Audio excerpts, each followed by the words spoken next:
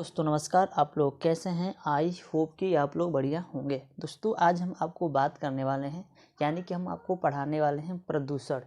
अगर आपको board exam में प्रदूषण पर निबंध लिखने के लिए आता है, अगर मान लीजिए कि आ जाता है, तो उसको आप लोग कैसे लिखेंगे, ठीक ना। तो आज हम आपको बताने वाले हैं कि प्रदूषण पर निबंध हम लोग कैसे लिखेंगे, ठीक ना। देखिए, प्रदूषण पर निबंध लिखने के लिए क्या होता है, किसी पर भी निबंध लिखने के लिए आता है, उसका जो मायने रखता है, सबसे प्रमुख जो मायने रखता है वो चीज़ रखता है हेडिंग। उसका प्रमुख चाहे हेडिंग आपको याद होना चाहिए, ठीक ना।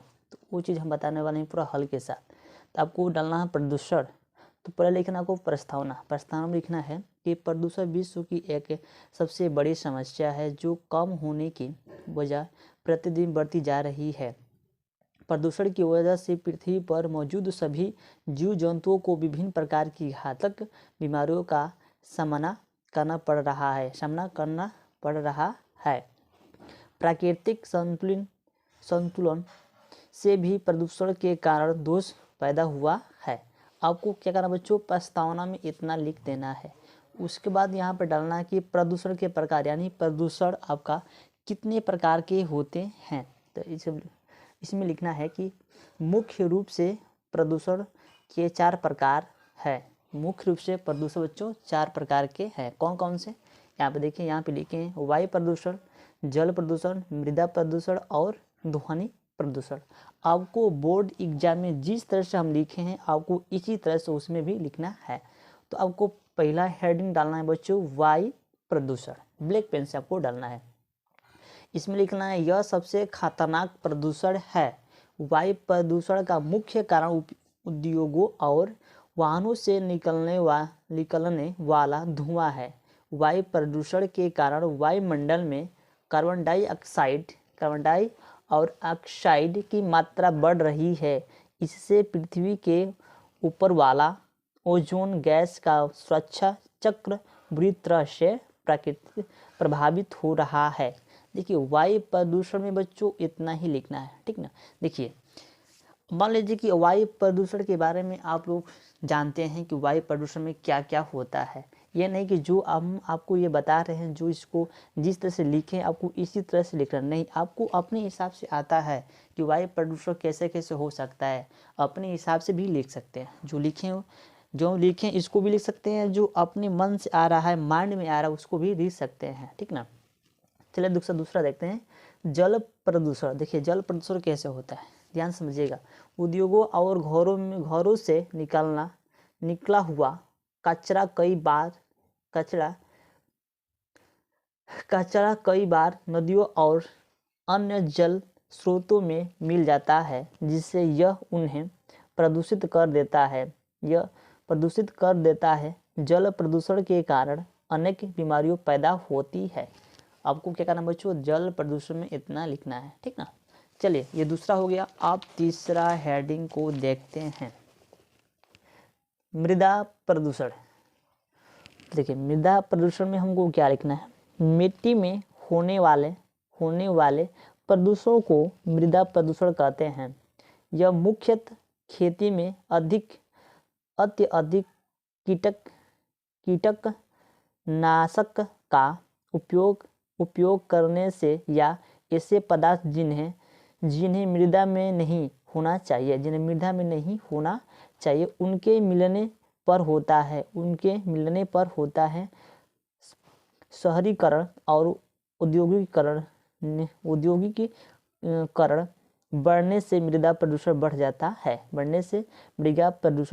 जाता है। आपको मृदा प्रदूषण में ऐसा ना लिखना है।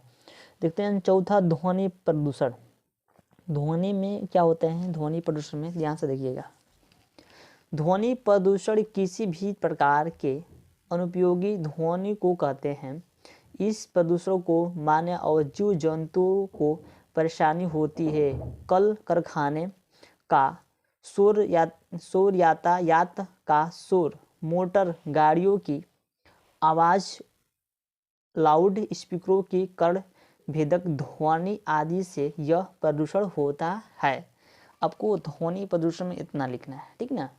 क्योंकि लाउड स्पीकर होता है, बहुत से गाड़ी जाती है तो लाउड स्पीकर आवाज़ करता है, उसका धुआं होता है, सब इसी का होता है बच्चों, ध्वनि प्रदूषण होता है। इनके बचने के उपाय जान लेते हैं। देखिए, प्रदूषण के दुष्परिणाम, ठीक ना। देखिए, प्रदूषण के कारण मानव के स्वस्थ जीवन की खतरा पैदा हुआ है। प्रदूषण के कारण मानव खुली हवा में लंबी सांस लेने के लिए तरस रहा है। प्रकृति की असंतुलित पैदा हो रहा है। कई तरह के जीव और प्रजातियों प्रदूषण के कारण विलुप्त होने जा रही है। क्या है? विलुप्त होने जा रही है।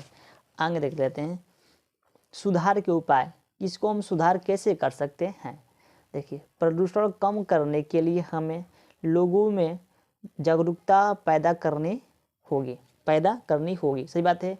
वनों के विनाश को रोकना होगा। जो पेड़ पौधा सब लोग काट देते हैं, इसको विनाश होने से हमको रोकना होगा। अधिक से अधिक पेड़ पौधे लगाने होंगे। क्या करना बच्चों? अपने घर द्वार, अपने खेत में अधिक से अधिक पेड़ पौधे लगाने होंगे। वर्षा के जल को संचित करके उसका पुनः उपयोग करना चाहिए। सरकार को भी समय समय पर प्रदूषण के खिलाफ अभियान चलाना चाहिए। बात सही है। देखिए, सुधार यानी कि सुधार के उपाय सुधारने के लिए ये तरीका को अपनाना चाहिए, तभी आपका प्रदूषण रुक सकता है। देखिए,